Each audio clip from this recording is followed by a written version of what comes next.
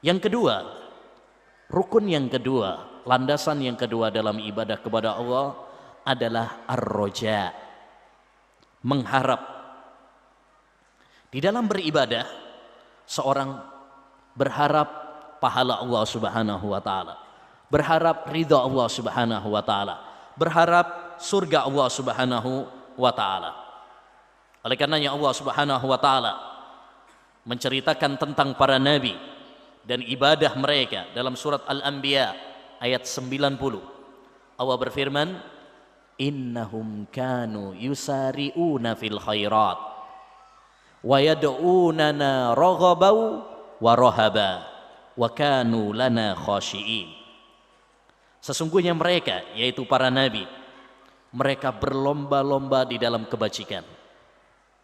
Para nabi itu dan orang-orang yang soleh berlomba-lomba dalam akhirat, berlomba-lomba dalam kebajikan, berlomba-lomba dalam ibadah, bukan berlomba-lomba dalam dunia.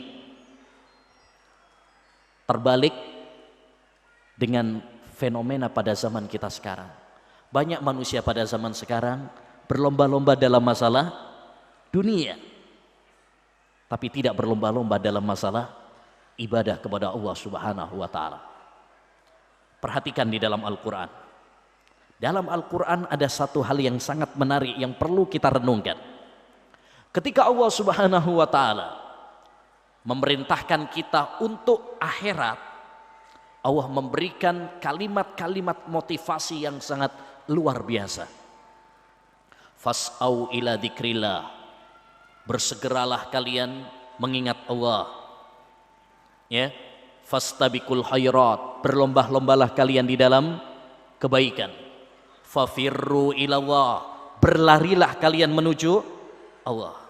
Masya Allah, luar biasa. Kalimat-kalimat yang sangat memotivasi kita. Tapi ketika untuk urusan dunia, Allah berfirman dalam surat Tabarak, famshu fi manakibiha, berjalanlah kalian di muka bumi ini. Jalan, maksudnya nyantai aja, nggak usah ngoyo-ngoyo. Ya, kalau sekarang kan nggak, terbalik. Untuk dunia, masya Allah, ngantor jam 7, setelah subuh sudah berangkat. Tapi ketika Allah memanggil untuk sholat, jarang yang sebelum adzan sudah datang ke masjid. Bahkan ketika sudah adzan pun, entar belum qomat. Sudah qomat entar, ya, belum satu rakaat. Wah, musta'an. Ya. Jadi ma'asyiral muslimin, para nabi mereka berlomba-lomba di dalam apa? Akhirat, dalam kebajikan, dalam ibadah. Wa yad'unana raghaban wa rahaba, dan mereka itu berdoa kepada kami raghaban, dalam keadaan penuh harap, mengharap agar ibadah mereka diterima oleh Allah, mengharap surga Allah, mengharap ya ridha Allah Subhanahu wa taala. Dan ini yang menjadi pembahasan kita. Oleh karenanya, suatu kesalahan akidah sebagian kelompok yang mengatakan dalam beribadah nggak boleh berharap surga, nggak boleh berharap ya ridha Allah Subhanahu wa taala, pokoknya ibadah gitu aja. Ini adalah suatu ya pemikiran yang keliru. Para nabi, orang yang tingkatnya paling tinggi ketakwaannya, Allah Subhanahu wa taala menyebutkan tatkala mereka beribadah kepada Allah, mereka pun berharap surganya, berharap ridha Allah Subhanahu wa taala. Termasuk Nabi Muhammad sallallahu alaihi wasallam. Ketika beliau beribadah, ya, beliau pun mengharapkan ridha Allah Subhanahu wa taala, mengharapkan surga. Makanya di antara doa yang diajarkan oleh Nabi adalah doa minta surga. Kita dianjurkan untuk minta surga. Bahkan kata Nabi sallallahu alaihi wasallam, man sa'alallaha al-jannah salasa marrat qalatil jannah Allahumma adkhilniha. Siapa yang meminta kepada Allah surga 3 kali, surga akan mengatakan, ya Allah, masukkan orang ini padaku. Wa man sa'alallaha wa man ista'adha minan nar salasa marrat qalatin nar Allahumma ajirniha. Dan siapa yang berlindung kepada Allah dari neraka 3 kali, neraka akan mengatakan, ya Allah, lindungi orang ini, jauhkan orang ini dari aku.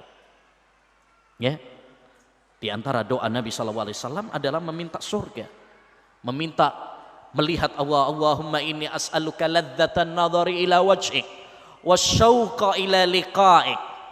Ya Allah, aku memohon nikmatnya memandang wajahmu besok di akhirat. Ya, dan kerinduan bertemu denganmu. Menunjukkan kepada kita ma'asyiral muslimin bahwa di antara rukun dalam ibadah adalah apa? Berharap. Karena orang yang berharap, dia akan merengek kepada Allah. Dia akan meminta kepada Allah, merasa butuh kepada Allah Subhanahu wa ta'ala.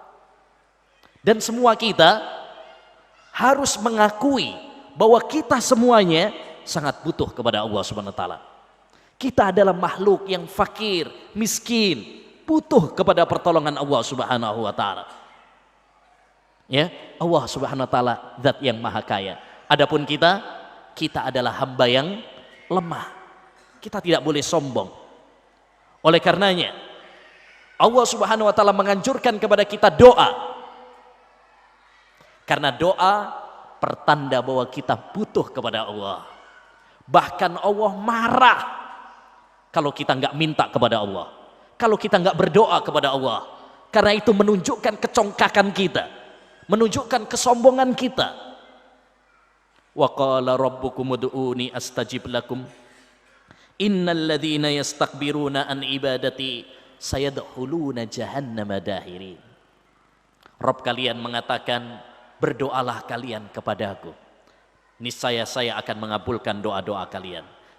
Lalu kata Allah, sesungguhnya orang-orang yang sombong dari ibadah kepadaku, dia nggak mau berdoa kepadaku, dia nggak mau beribadah kepadaku, dia akan masuk neraka dalam keadaan hina. Ya, jadi kita nggak boleh sombong. Kita harus mengakui bahwa kita ini sangat butuh kepada Allah. Makanya dalam surat Al-Fatihah kita selalu mengatakan apa? Ya, iyyaka na'budu wa iyyaka nasta'in. Hanya kepada Engkau ya Allah kami beribadah, dan hanya kepada Engkau kami minta pertolongan. Kenapa kita minta pertolongan kepada Allah? Karena kita lemah. Kata Syekhul Islam Taimiyah rahimahullah, iyyaka na'budu ini untuk menghilangkan penyakit riya. Kita harus tulus beribadah kepada Allah saja, bukan untuk makhluk. Salat kita, sembelihan kita, haji kita, sedekah kita semata-mata hanya untuk Allah.